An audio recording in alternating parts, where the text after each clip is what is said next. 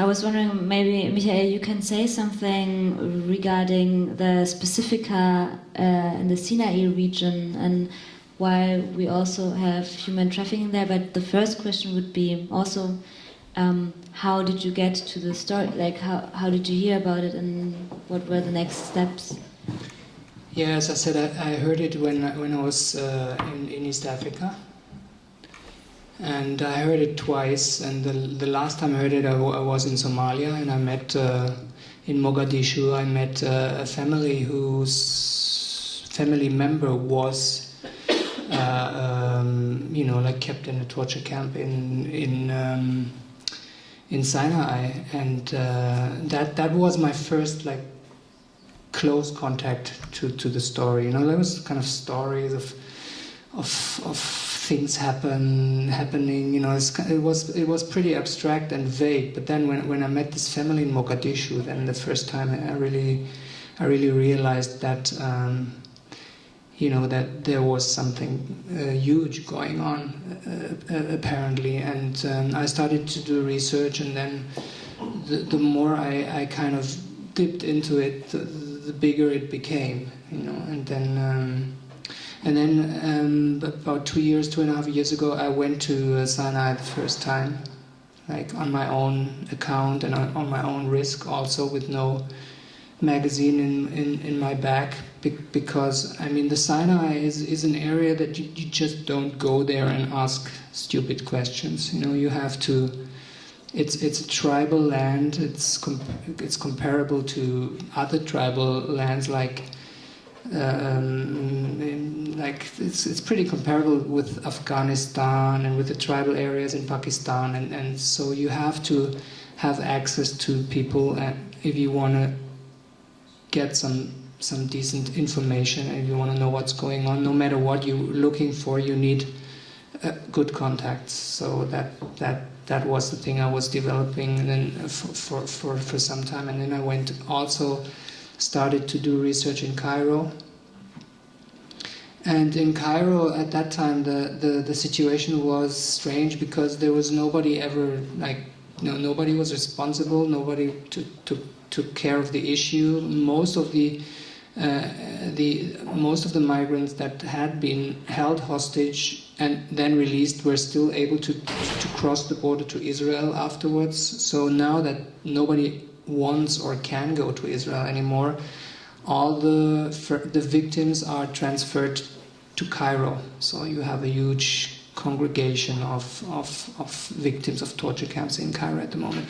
So this is how I got in touch with the subject, and you know, I mean, the cruelty and the brutality of this subject reminds me a lot of the darkest periods in German history, you know. So and that also played a role probably in the beginning to get deeper and deeper into it. And then now your question, Sinai is like it's a desert. It's very, very, you know, like it's not highly populated or something. You have loose communities of about 300,000 people living there, if I know right. And so you have different clans and different families, Bedouins, and like during the time of Hosni Mubarak's regime, this was a highly neglected area. You know, like the Bedouins were marginalized, and they were like imprisoned just for the fact to be Bedouin was enough to, you know, like they were not able to apply for official jobs, and you know, it was kind of a except the south, where you have the all-inclusive resorts, which most of the Bedouins do not participate in. This is a wasteland, you know, no jobs. The base of business and survival is smuggling for like generations. So And then the Bedouins supported the Egyptian revolution because they thought after Mubarak their situation would improve, and this did not happen. So there is a lot of fundamental Islamism even rising now these days. So you have in the Islamic fundamentalists, you have the smugglers, you have the human traffickers.